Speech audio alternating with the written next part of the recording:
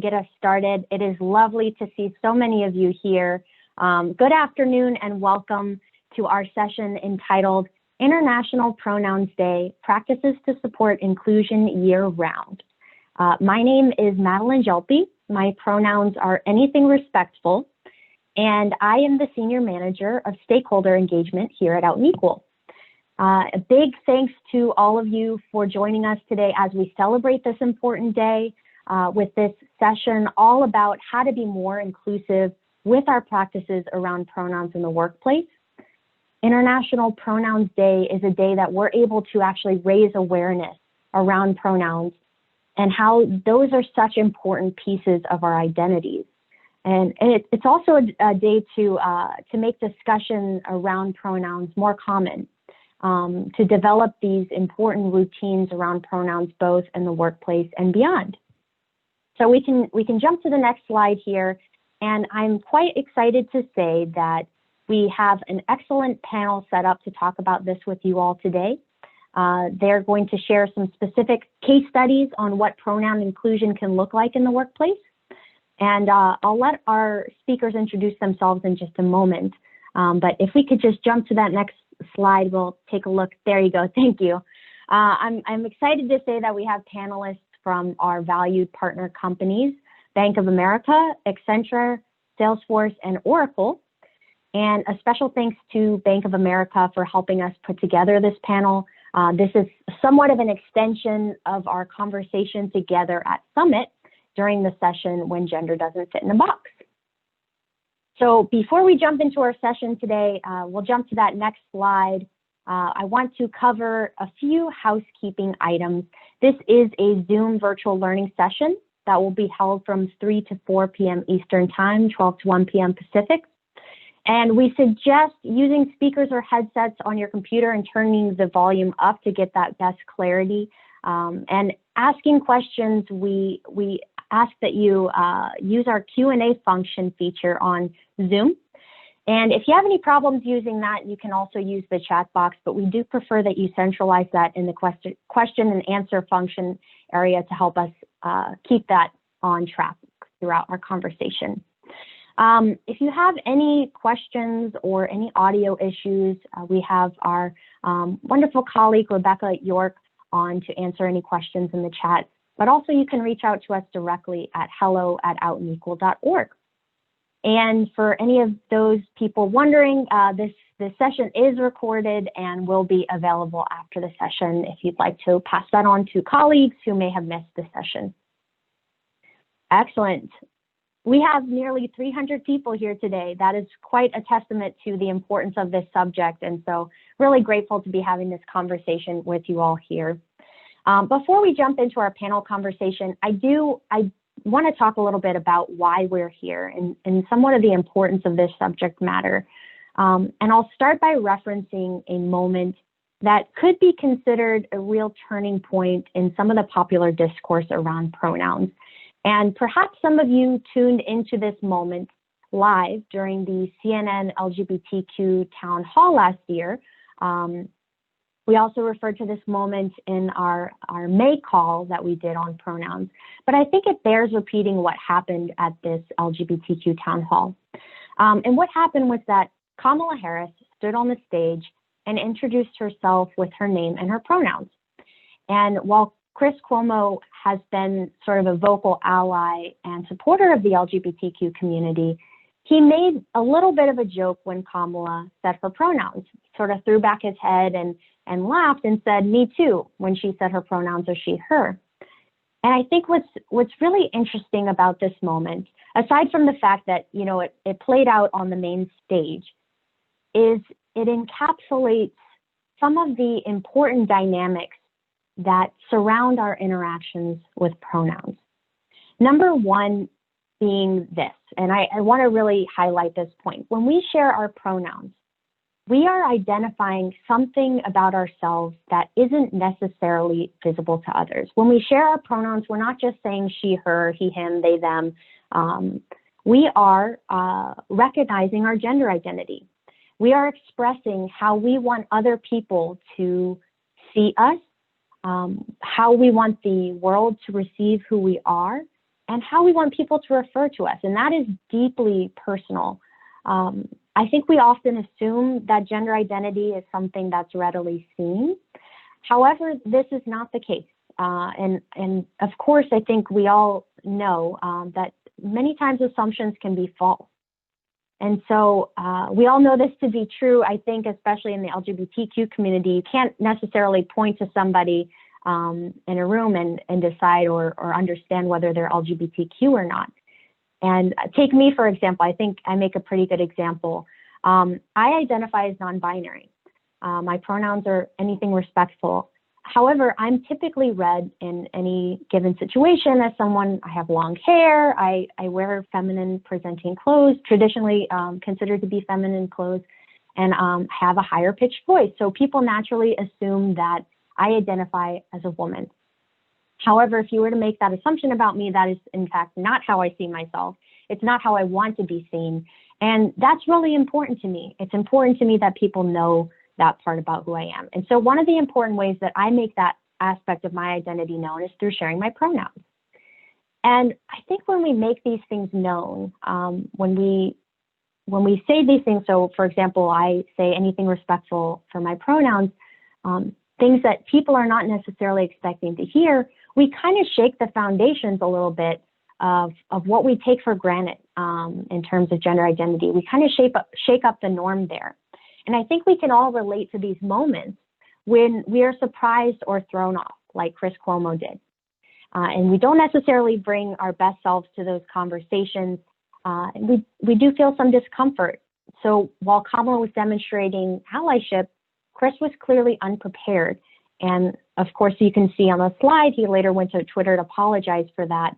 And so had that been something that happened in the workplace, that might shut down some important dialogue between colleagues around gender, and it also makes it harder to show up as our authentic selves in the workplace.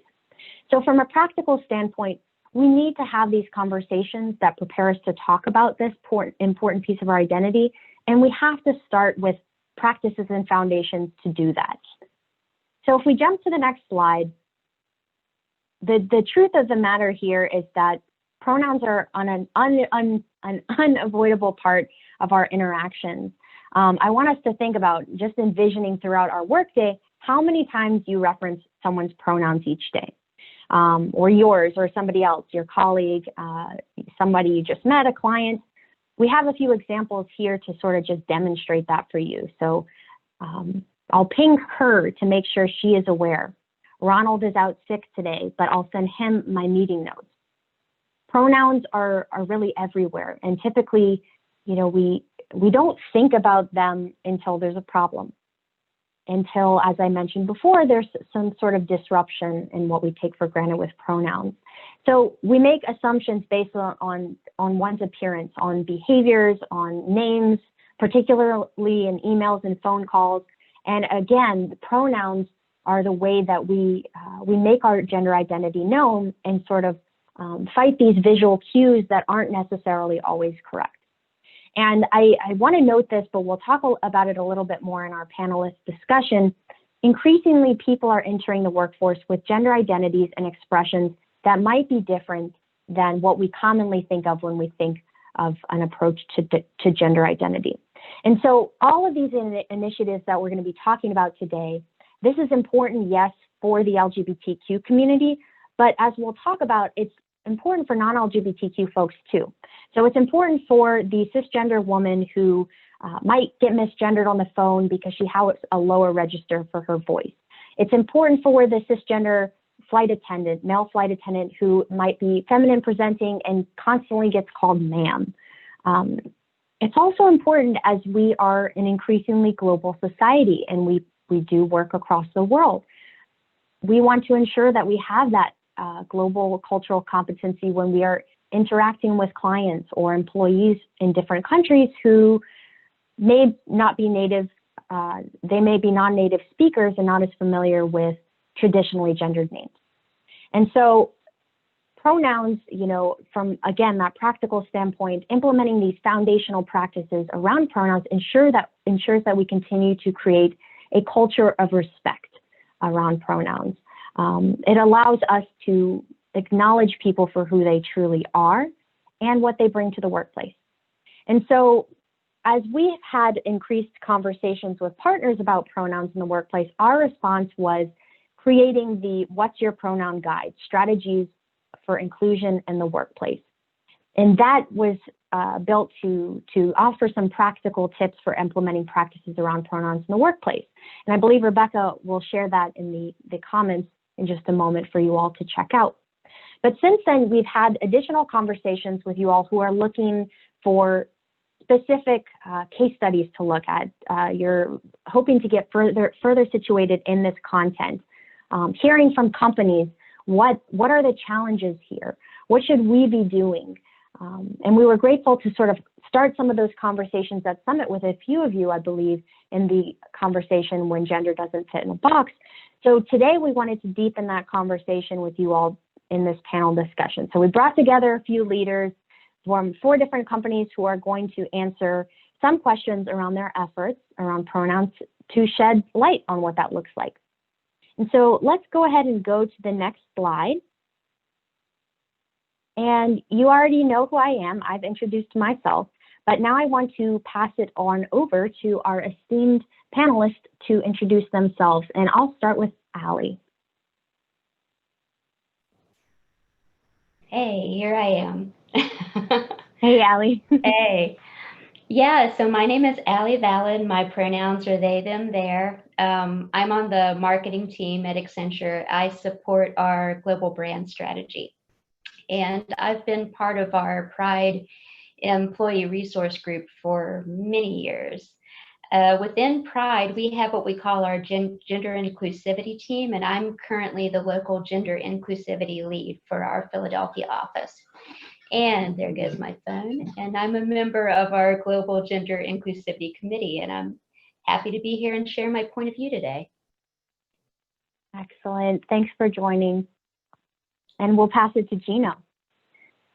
Hi, everyone. My name is Gino Ramos. I work at Salesforce. My pronouns are he, him. I'm a senior manager for equality programs, and I'm also one of the original co-founders of Outforce, our employee resource group for sexual orientation and gender identity diversity and their allies. And so hopefully I'll be able, like Allie said, bring a point of view in regards to what we've done here at Salesforce so far, and hopefully you all can learn some best practice and tips from us all. Thank you. Glad to have you here. And Jess. Hey there, I am Jess Ricker. I work at Bank of America. My pronouns are they, them. I am a senior manager in finance at Bank of America. I do regulatory reporting. I am currently on the LGBTQ+ training team, and I participate as a panelist in our When Gender Doesn't Fit in the Box trainings. Awesome. Great to have you here, Jess. And last but not least, Kate. Yeah, thank you. My name is Kate Fisher. Pronouns are she, her, hers. I am in sales at Oracle Corporation. So I'm an enterprise account manager, sell some of our cloud infrastructure kinds of things. And I am also the global co-lead. My volunteer job is I'm global co-lead for the Oracle Pride Employee Network, which is our LGBTQ ERG. And very excited to be here. Excited to have you here as well. Awesome. Thanks. Well, thank you all so much for that introduction. And we're looking forward to getting into some of the nitty gritty here around practices around pronouns in the workplace. And so before we do that, actually, and we can take down the slide, Rebecca, so we can all see our lovely faces here. Thank you. Before we get into some of that nitty gritty discussion, I want to touch on a bit of the human element here by asking just a few of you to share, why are pronouns important to you? Why is this an important personal piece to you to talk about pronouns today? And I'll start by letting Kate kick us off. Sure. Pronouns to me are very personal. They became very personal for me in my journey. And it became something about, looking at diversity, and sometimes we welcome diversity and we're okay with people, we're okay that people are different. But then the next step is, are we willing to do the hard work of inclusion and actually show the respect and recognize someone's identity? And, so the importance of pronouns for me are personal, about my own identity and about, do you respect me? Do you see me? Am I there? When I went through my gender transition many years ago, the two things that I was most concerned about was anybody going to know my new name? And is there anybody going to recognize my new pronouns? And how much embarrassment was I going to have to go through as people misgendered me, misused pronouns? How was I going to deal with that? How was I going to correct people or not correct people or just take it or, feel about all of those things? It was very personal. And I found that it was incredibly affirming, respectful. I felt very valued and honored for those that really worked on it and really cared. And those that recognized they made mistakes and were able to own it right away, but also those that were able to, get it right. And it really has helped me to thrive within my career at Oracle because of that, because people at Oracle have by and large been very respectful and have recognized my identity and valued me and my journey through this. Yeah, thank you, Kate, for that. I love that question of, do you see me? Am I there? And that I think that when we use someone's correct pronouns, you answer that question, yes, yeah, I see you, you are there. So I appreciate that story. Yeah. Any others want to share?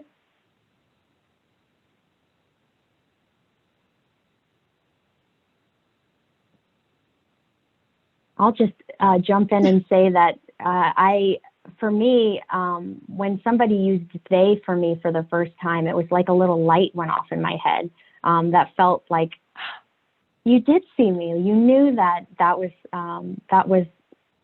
who I am. And so I think that it is a very personal piece that we need to ensure that we're talking about in the workplace. So. Yeah, I can echo that for sure. I think the first time that I'm sort of in the process of coming out, I keep making the joke that, by participating in these trainings and webinars like this, I'm doing it pretty quickly, right? So kind of coming out as non-binary, really getting comfortable telling people at work, these are my pronouns, please, use them when you address me. And thankfully Bank of America is great. And so I've been, really comfortable doing it, but I also have a really supportive boss. And I remember the first time, that she came up to me and said, I noticed that you refer to yourself as they, them when you write about yourself. Is there something I can be doing to make you more comfortable? And her and I had a great conversation. And ever since then, she's been the person who's like my champion. She's like, it's they, them. And I'm like, that's so cool, And so it is really personal, and it feels really good when you're able to just bring yourself, to everything. Yeah, appreciate that. Exactly. Yeah, it's personal and important, and it breeds authenticity. And I think we all do better work when we are able to be ourselves. So appreciate both of you for saying that. And I'll posit somewhat of a similar question and asking from the employer side here, but why is it critical that employers implement inclusive practices and strategies around pronouns? And I have a bit of a follow-up question there, but first I'll send this one to you, Gino, first to answer. Well, I mean, you heard the stories from Kate and Jess and yourself, Valen, already, right? Like, those are like the basis of like the reason why employers need to have a strategy, whatever it is, in regards to pronouns, how we track them, how do we record them, what's the culture around it in regards to making sure people understand the importance of it. And the kind of to bleed into the stories of what Jess and Kate have mentioned, right? Like, I'm male passing, I identify as a cisgendered man, and it's something that I probably don't really think about too much because I pass, right? And so one of the things in regards to pronouns that even just for myself, right, as an example, a lot of people that haven't met me before and just have seen me through email or whatnot, mistype my name and switch out the O for an A all the time, like all the time. But that is my drag personality, so that works. But from a personal personality, like, I get it all the time, and I can only imagine and empathize with people who have pronouns that don't match what people perceive experience to be. And I feel like that whole concept there is something that, a lot of companies are now starting to realize, okay, the newer generations, this is becoming a more and more diverse generation when it comes to gender identities. And this is something that we need to tackle.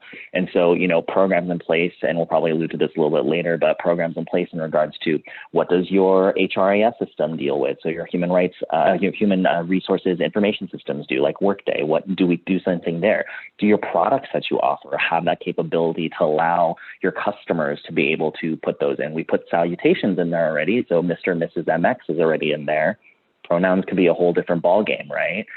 Things like that in terms of how do you really approach this holistically is just something, either your diversity and inclusion team can deal with, or maybe even your ERGs can raise up in regards to something that's very important, because, the voice of the employee is also a very big stakeholder in everything every company does. So those are kinds of the things, at least from a Salesforce perspective, we've seen that become now like a normalized thing. It's starting to get there internationally, but I feel like especially in the US, it's becoming more and more commonplace.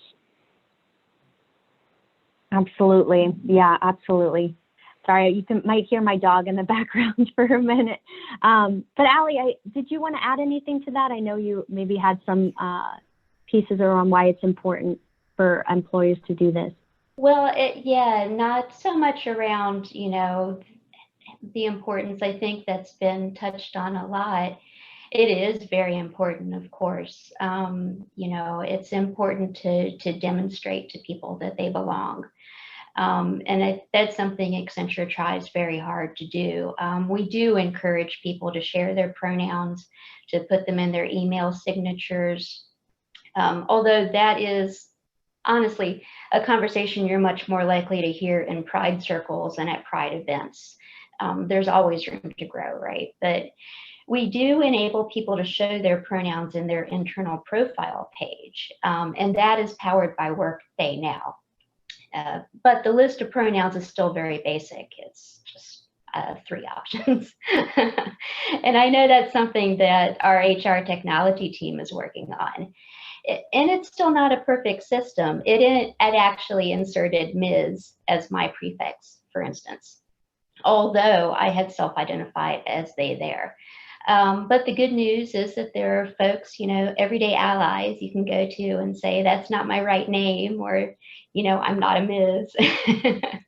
But I think this is kind of where the technology is good and bad. And part of the challenge in itself is that there's a push and pull between being accurate and data privacy, which is a whole other conversation that I'm not equipped to talk about. Thank you for that. Yeah, and it's great to hear some of the insights on, what is Accenture doing. And I think that people are particularly interested to hear, okay, we're hearing about pronouns. We know that they're important. We're noticing some things pop up in email signatures and buttons and things like that. But what are companies doing? And I appreciate you teeing that up for us, Allie, and that, I know that our audience is out there sort of hungry for tidbits like that, and what are folks doing. So I'm curious, what specific practices have you all seen implemented to build awareness and inclusion around pronouns? And are there aspirations to do more in the future? And Allie, I know you just touched on that a little bit, but Gino, did you want to start us off there and just telling us a little bit about what Salesforce is doing?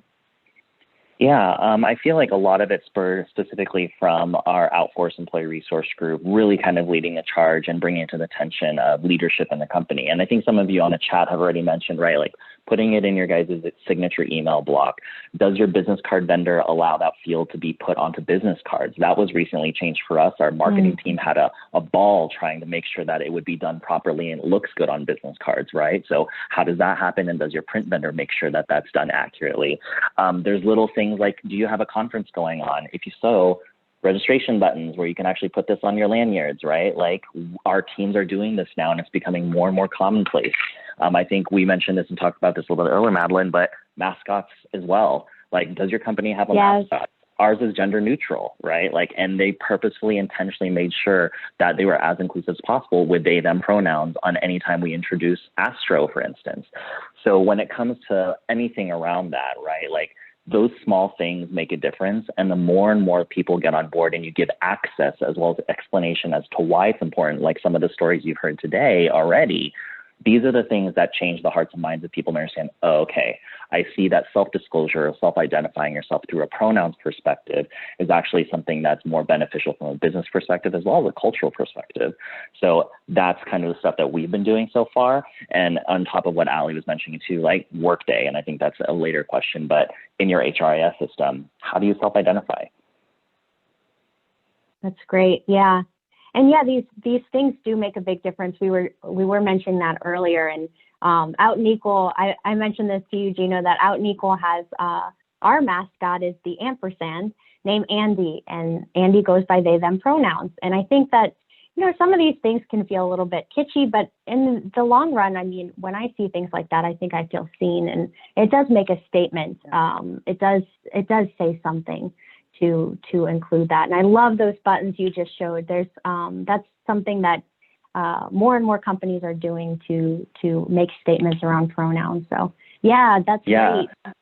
Definitely talk to your promo vendor. What can they do about making a button? And then what we do is add a placard to this at the event. And then on the back, there's a sticker peel back option. So you have all the pronouns that we're able to offer just on the sticker, and people choose which sticker they want, and then they put it on their button and then wear this to the entire conference. Yeah. Absolutely. That's great. Awesome. Anyone else want to share what your company is doing? Anyone else want to jump in? I know we have a lot of questions to get through, but just wanted to make space there. I think maybe I'll acknowledge that this isn't easy. You know, Salesforce, I think, you know, Gino, I love Salesforce, and you guys are doing such great things around this, but, you know, it's a little bit more of a struggle at Oracle. You know, we're still kind of on this journey of really helping the company and creating that culture of even, you know, recognizing the importance of pronouns. So I know within our ERG, a lot of us have incorporated that into our email signatures. We have been recently able to do a self-identification of pronouns into our internal employee directory. So, you know, when you go look yourself up or looking up other people, you know, people can put their pronouns on there. Unfortunately, it's not a required field yet, so that's something that we'd like to work on. We'd like to make it more a required field so that it becomes more of a culture and it's like more common for people to see that and to work on some of those. So you know, there's more education that's needed in panel sessions and discussions similar to this and other, you know, educational opportunities that we need to have within, you know, our company. But we generally find that people are respectful when they understand, which is good. It's just a matter of, why is this important? Why do I need to do this? You know, and really understanding the why, I think, is really critical. Exactly. Always the why when it comes to any of this stuff, for sure. Yeah, I'm glad both of you touched on that piece, because I think that is such an important part of all of this, is the communication around these initiatives. And, you know, a well-intentioned initiative can fall flat if people just don't know why, and can actually be potentially harmful or make for uncomfortable situations if you haven't communicated that. And I, you know, in talking about the policies and practices piece, I think that just teasing out another part of that is the ensuring that the fundamentals are there in place. You know, as you are doing this, before you are doing this, ensuring that there is some awareness around LGBTQ inclusion and tying that to some foundational knowledge to build the culture first, and then add these pieces around policy and practice. So I appreciate the communication bit is quite important. And we've started to talk a bit about the human resource information systems and such, and we actually get a lot of questions about this, how companies have worked to include pronouns in companies' human resource information system in forms and records. And so a lot of people are particularly interested in making this happen through systems like Workday, and they're looking for ways to do this. We were fortunate to speak with Sarah Bender, who they're not on this call today. They wanted to join but couldn't make it. And I'll just say that Microsoft is doing some important work around self-ID globally and trying to roll that out on a global scale and capturing information like more expansive gender identities and pronouns these systems. I think it's really important to be counted and to have people show up in this way. So I'm curious to know, how have you seen companies do this? You've touched on it a little bit. How have you seen companies work to introduce pronouns and more expansive gender options in these platforms? And I'll pass it to you, I think, first, Gino. Yeah, I mean, we're kind of alluding to it earlier, right? Like this is a big topic for those of you that are in the D&I space. Like self-ID is now becoming a more commonplace thing. I think you have leaders like Microsoft, IBM, Accenture, Deloitte really trying to take charge on a lot of this stuff, and all of us are following suit, thank goodness, right? But when it comes to pronouns, at least from a Workday perspective, right, that option is there for use. It's a matter of whether or not your legal department, your compliance team are all in agreement of being able to turn that on. And then on top of that, what does that focus group look like in terms of expansion of the values of that listing? Right now, it is like, I think a lot commonplace, like Ally was mentioning, it's like 4 or 3 options probably is the most common 3 pronoun sets. And then there isn't sometimes an ability to do free-form text fields. I think that's still kind of in the works specifically for Workday. But in terms of that, that's super, super important because to Kate's point, for us at least, it feeds into our employee profiles in our main source systems, as well as our contact cards in our directories. And so not only is it beneficial from an LGBTQ perspective for people that identify within the community, but I mean, like Kate and Valin was mentioning too, right? International names. If you were to go Google right now, gender neutral names and add a country next to it, I bet you probably wouldn't know that I wouldn't know what pronoun to use for those specific names, right? And this is the use case internationally for people that are outside of the business to help build that case as to why it's important to include it in a system like an HRIS. From a gender identity perspective, that could also be used in terms of a case as well. Expansion beyond just cisgender, transgender, gender non-binary, and non-conforming. What does that look like? What's that buy-in? I'm running the self-ID program right now globally, and we're doing the rollout right now expansion-wise. And it's a focus group per country is our method right now. We need to do a focus group in every single country because you know it's going to be different from a language perspective. You know it's going to be different from a cultural perspective, as well as the jurisdiction and the laws. So really taking a really hard intentional look every single time you roll it out in a system like that. It takes the time, but it's so worth it in the long run to be able to know that you resonate with the community locally on what values they want in their system. And then on the back end, what does that data harmonization look like after you've gotten everything from an approval perspective? So note that there's a lot of work there that's being done, and there's a lot of good case studies out there on the internet, especially right now, white paper wise, they can take a look at. And I know Out and Equal has a bunch of resources as well. That's great. Thank you, Gino, for that. Yeah, and I think Ally wants to share, and Kate, I think you might have a bit here too as well. So I'll turn it to Ally and then Kate. Okay, yeah. Well, I wanted to touch on also, it's important what we share, what companies share externally as well, and I think Gino touched on that. It's important to fully represent your employees when you're talking about your employees. So one of the things that Accenture has done is we have this program called the LGBT Self-Identification Program. And I want to read the description because it's kind of specific here. It lets employees voluntarily self-identify their sexual orientation and gender identity in countries where this is legally possible. So it allows people to self-identify, and then that demographic data, it goes into our goals as a company. And one of the things that really was meaningful to me was that we share our goals around gender diversity at Accenture publicly. And in the past, that would mean like percentage of male and female employees. But we have this language on our website now that I think is so important. We have set goals to achieve a gender-balanced workforce.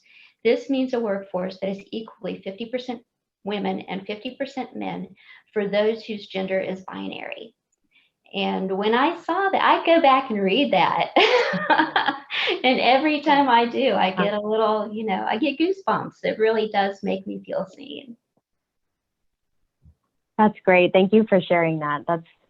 I get goosebumps too when you just read that. That's wonderful. Yeah. Kate, did you want to jump in? No pressure. Sure. No, I'll add just a little bit different flavor to it. Ally, that is really awesome. I have goosebumps too.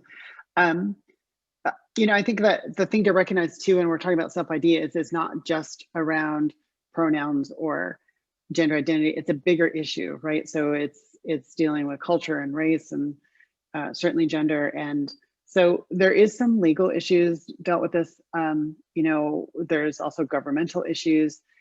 Some of our companies are seeking and working with governmental agencies, working to win governmental contracts. And, so there's a lot of things that go into the self-ID. So we struggle with trying to convince Oracle to do more self-ID because of these issues, because it is the health of the business that comes up against it. So finding that good business case, I think is also really important here. What is the value to the business in doing all of this, which is, I think Ally just described actually quite well. Yeah, absolutely. Yeah. And I think we've touched on this piece a little bit, but any resistance towards these efforts that you all have encountered, and what steps did you take to address that? What does that look like? Yeah, and I'll continue to elaborate there because, and speaking about this idea of the business case, I think this is where it fits in for us at Oracle. Is like, what is the business benefit for doing more self-ID, for adding, pronouns into our HR systems, even doing it in our internal page. We've always, as an ERG, from our employee research group, we've had to think of it from those contexts. Is, okay, so culturally we understand that it's a good thing. It certainly fits within the values of the company, and it's something that everyone would agree to do. But then it comes down to, okay, we need a software developer to actually spend time writing the code, right? How does that, maybe if we do or don't do certain things or report on certain things, if they now have to be publicly available because now we're collecting that information, how does that impact the company's bottom line or the ability to go and win other governmental contracts, whether it's in the US or other countries too? So all of those things need to be kind of taken into account. And I think they all become kind of barriers to being able to do this. Yeah. Yeah, I want to add to that too, Kate. Like, I feel like specifically with running with the project right now, right, there's a lot of that tension around inclusion for inclusion's sake versus compliance and legality. And as much as we want to make sure everybody feels included and make sure everybody wants to be seen and be recognized, there are things that we legally can't do. Or to your point, there has to be a business case for collecting that data. Otherwise, we may be in compliance or non-compliance of something. Yeah. So there's complexity there where it's not just a survey. I don't want anybody to think it's just a survey. Like, this is core identifying data that is very, very crucial for every employee. And for the most part, I think for all of us, it's voluntary. And so that aspect of it too, of mandate versus voluntary, is also a big hurdle where people are like, why not? Why not? Why not? It's like, I agree with you. Why not? Why don't you just do it? But when you run into people that definitely have issues, like in the European countries, right? GDPR as a big issue there. Yeah. They're usually the harder countries to get a self-ID program rolled out in because of their local jurisdiction laws, and the cultures there are like, I'm not going to give any company my private information, including pronouns, right? Like, so it's a tit for tat type of situation. I think there's a lot of complexities there that not a lot of people see when after they lift that hood. They find like, oh, it's a lot. This is messy. Yeah. Yeah. Well, I appreciate you all diving into a little bit of the nuance there, because I think, we could have a whole separate conversation too about self-ID, which we probably should. There's a lot of nuance there to talk about and to bring to the forefront of people's minds. But yeah, thank you for sharing some of that with us. And moving forward, I'm curious, because I know we're all at different points at our companies with pronouns, and everyone's it's sort of a different place. So I want to know, and I'll shoot this one to you, Jess, what should companies be doing at a minimum to demonstrate inclusion around pronouns in the workplace? Where should they start here? There's clearly a lot to do, but where should they begin? Yeah. What foundational pieces? Yeah, I think recognizing that not everybody's going to be kind of at like the expert level, like some companies already are. But I think from a minimum perspective, I think a good training program can go a long way. getting a inclusive training program going, having a good D&I course that addresses the importance of pronouns, that addresses, why it's important to be respectful of them, and encouraging people to put them in their email signature if they would like to, but also encouraging them to be respectful if somebody does have them listed in their email signature. I think that, in my opinion, I think training can be it can kind of be like that kick that you need to get the culture going and to get the culture kind of changing and evolving. And then once you get that kind of culture going, I think that sometimes, once that ball starts rolling, you can at least start to have the conversation about, can we add self-ID? Can we, do some of the more, maybe more difficult things to add, basically. Thank you for that. Yeah, that's great. Yeah, a good training program. I mean, education is a great place to start with anything, right? And it harkens back to that piece around communication and knowing, why are you doing this? Why is this important? And to segue a little bit, I think that to continue the conversation, there are a lot of people, I think, on this call who are curious about, what does it mean to move the dial on this at your company? And what can they do and say to make the case for this? And I just want to add a few stats here. We are at a point in society where nearly half of Americans now see gender on a spectrum and feel comfortable using gender-neutral pronouns. 1 in 3 adults know someone who uses gender-neutral pronouns. 12% of millennials identify as transgender or gender nonconforming. That's double the percentage of those who identify as transgender or gender nonconforming in Generation X. And we've seen this embrace. There's clearly more work to do, absolutely, but society is moving towards increased understandings or more expansive understandings of gender. And so I'm curious to you all on the panel here today, what advice can you all offer to those listening in who are, like I said, interested in moving the dial? And what can they do and say to make the case to leadership for implementing these efforts that clearly moves in line with the trajectory that we're seeing, that society is moving towards more expansive ideas of gender? So I'll pass it to you, Kate. Sure. In the workshop that I put on at the Out and Equal Summit, one of the things I talked about is I'm also on the board of directors for a youth-based LGBT organization here in Phoenix, Arizona called 1 in 10.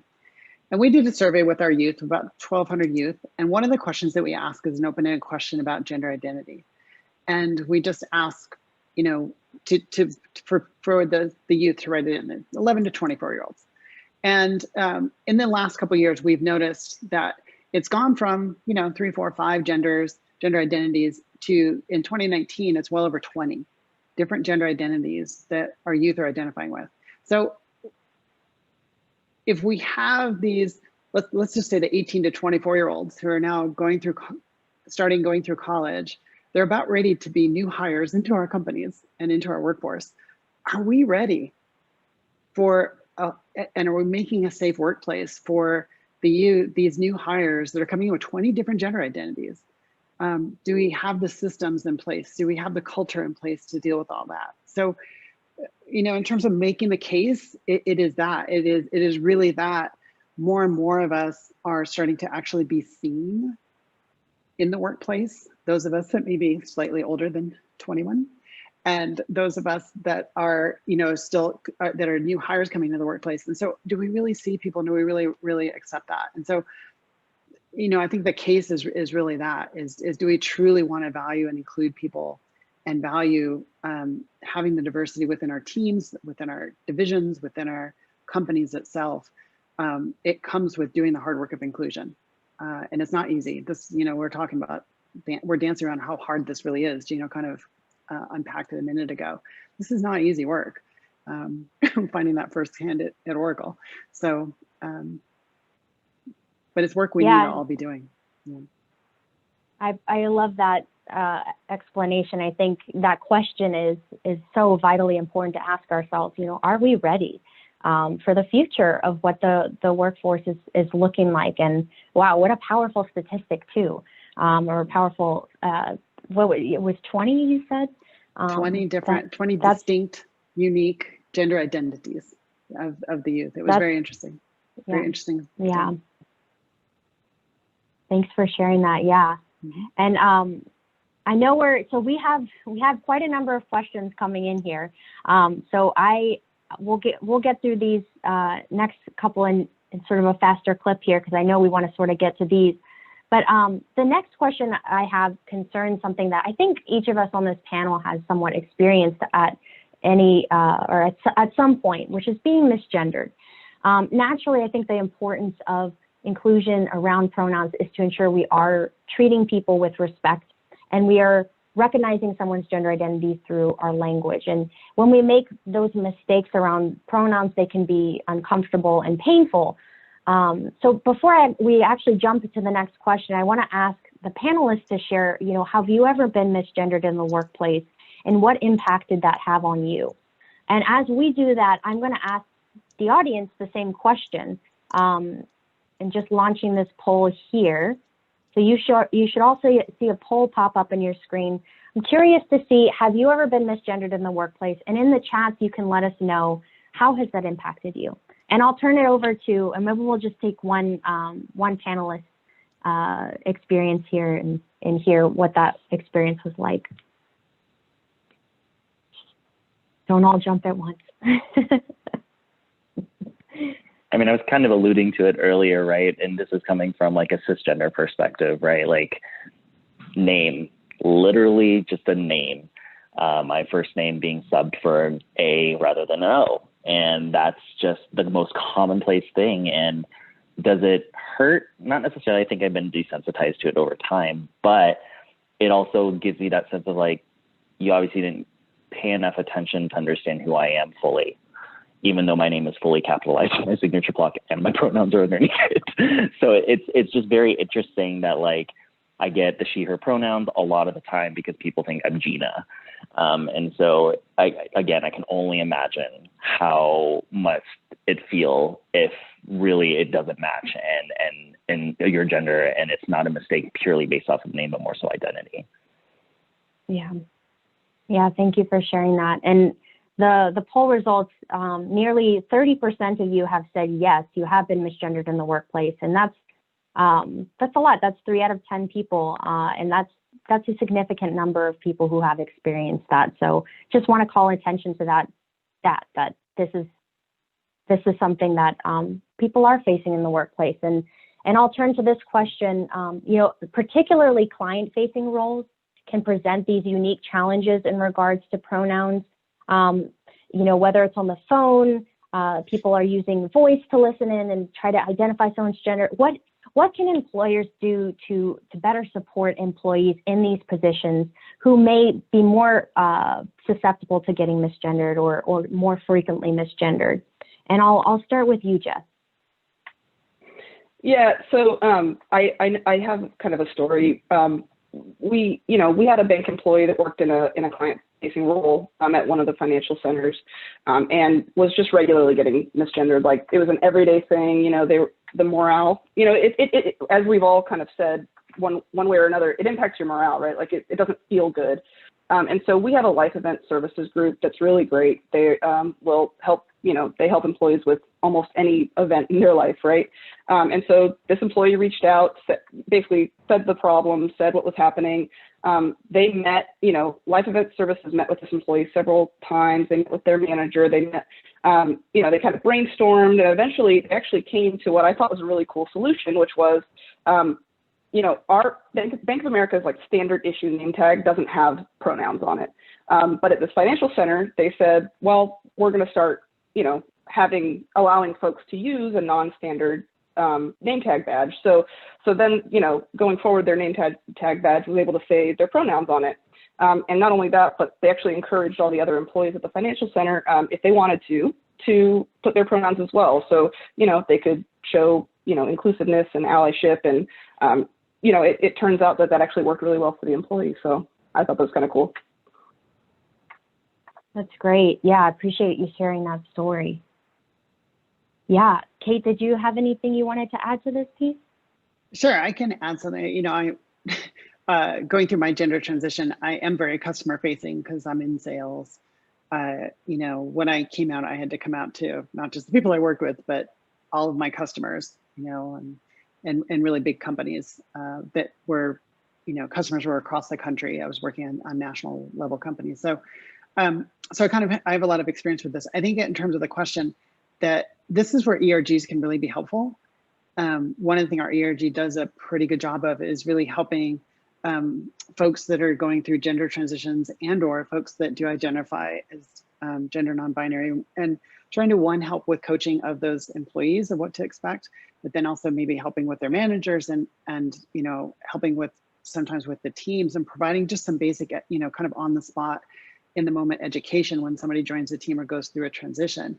And one of the stories that I always like to tell is that it's actually a lesson I learned from a friend of mine that was in HR at Google when they had helped lots of people go through gender transitions. And one of the things they found is that, you know, that it is to be really quick to recognize when someone gets it wrong, and to identify that and identify the difference between somebody's getting it wrong because they're being malicious.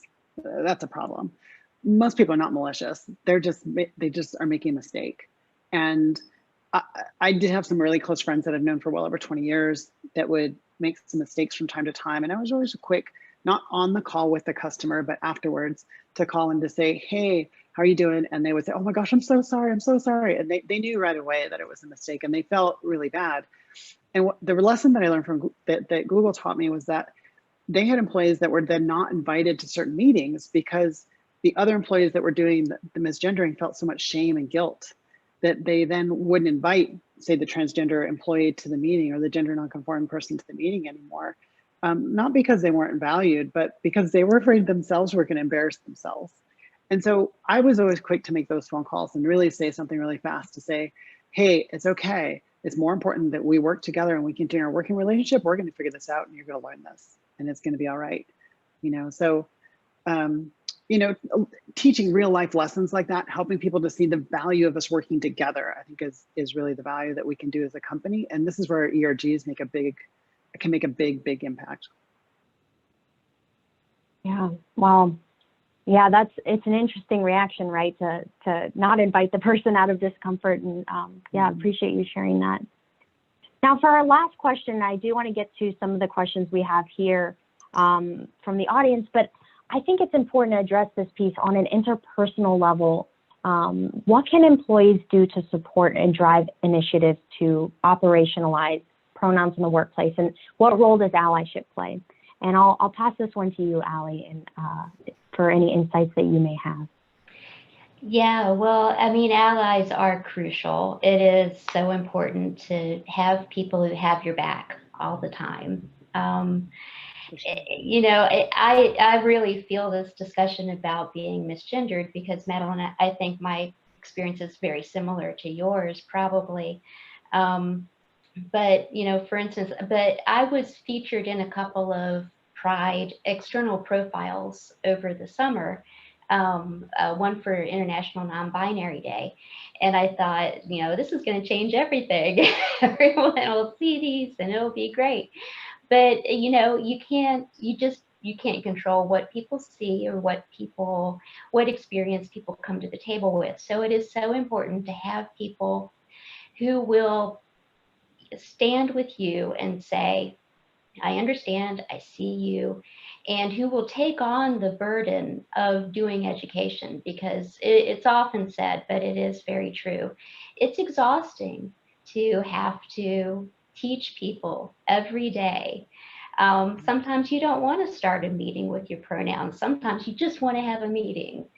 So it's great to have people who will take on that burden and take it up the chain if necessary. Yeah. Thank you. Yeah, I think that's a great piece there. Taking the burden off and realizing, yeah, not everyone can do this all the time, and allyship means supporting us in that conversation. Y'all are wonderful. All of these answers have been so great. We have a number of questions popping up, and we have just a few minutes, but I do want to get to at least a few of them. Let's see.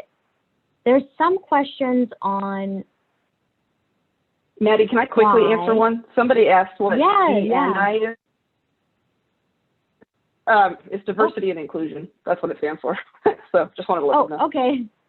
Great. We have one question. I'm in the process of writing a guidance document for the use of pronouns and email signatures. I've leaned on and used some of the new Out and Equal pronoun guide. Do any of the Out and Equal partner companies have that developed guidance which they would be willing to share? By the way, we also just implemented the option of self-ID, including orientation, gender identity, and pronouns in our Workday system. So I think the question is, are maybe anyone on this call willing to share any guidance that you all have created in pronouns and email signatures? I saw a thumbs up from Gino over there.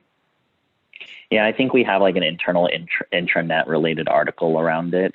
I can see what it could be generalized as potentially, but I don't know if it can be fully shared. So if you want to reach out to me, my email is gramos@salesforce.com.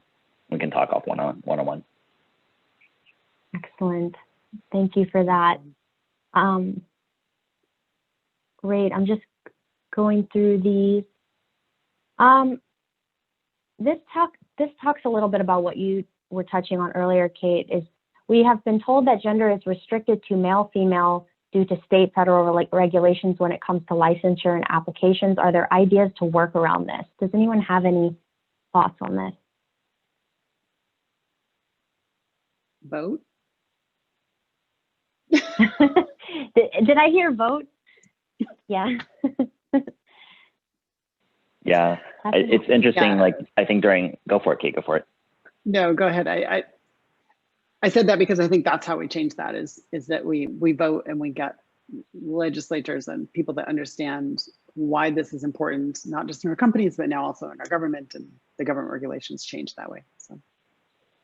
Yeah, and I think with kind of like the evolution of how things are going right now, when you talk about gender/sex assigned at birth versus gender identity, I think that conversation also needs to be had specifically with your legal and compliance teams, as you know, with the rise of intersex being more of a recognized gender besides male and female, that could be something that might be changing as well in terms of having that as a sex assigned as birth versus gender identity. But I mean, we're kind of facing the similar things right now too, where it's like, we're bound by federal contracts and trying to get those bottom line related dollars for those things. So, you know, you got to roll with the punches unless you vote, like Kate says. Coming up too. Yeah. And just for a last question, I think this is a good foundational question. And there are certainly a lot of questions that we still haven't answered. What we can do is maybe roll these up and touch on them after the webinar to get these answered to you all here. But this is a foundational one that I think is important. So for an initial contact, when you don't know someone's correct pronouns, is there a best practice on how to address someone formally regarding prefixes that are in use? And I also think that in general, when you don't know someone's pronouns, what do you do? And we can sort of. I always appreciate people who default to they, them. that's yeah, I was going to second that.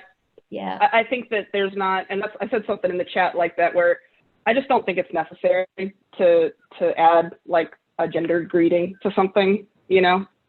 The title thing is difficult though, right? Like if you're in a situation where you have to use a title, I mean, I would still probably stay away from it, just to be honest. Yeah. I mean, I've gotten, at least from a personal perspective, more of commonplace of asking, unless it's been disclosed ahead of time. Like for all of us, we put it in on our title so y'all can see it, right? But if I didn't know you and we were going to have like an intimate conversation, or we need to start working on a project, I mean, it's been a hard adjustment, but I've been getting there if they haven't disclosed their pronouns to me yet, of asking what pronouns would you like me to use. It's getting there, so it's a hard change. Yeah, I made a joke earlier about sometimes you just want to have a meeting, but it is important to take the time to do that, to give everyone their identity. And for some people, their gender pronouns are very important. They've worked hard for those pronouns. And so you need to recognize that. Absolutely. Yeah. Great perspectives and questions. Yeah, Kate, did you want to add a last bit? I was just going to say the one thing that I try to do is just stay away from the pronoun and just use, the first name and just try to address it that way until you either get a chance to have that conversation or it becomes obvious in the flow of the conversation, the way that they identify themselves. Sometimes most people reveal it as they talk about themselves. So. Yeah, absolutely. I like that one too. Well, thank you all so much for being here today. I know we're just past time, and so appreciate your time, your perspectives, your insight here. I think this has been really helpful for everyone here today. Certainly helpful for me to hear from all of you. And thank you everyone for joining us here today. I think we'll follow up with the recording of this webinar, and then we'll take a look at these questions that we've gotten from all of you and see what we could do to help answer these to continue the conversation. Sure. We need hours to talk about this stuff. It's important. So happy International Pronouns Day. Thanks to our excellent panelists, and we will be in touch soon. All right. Great.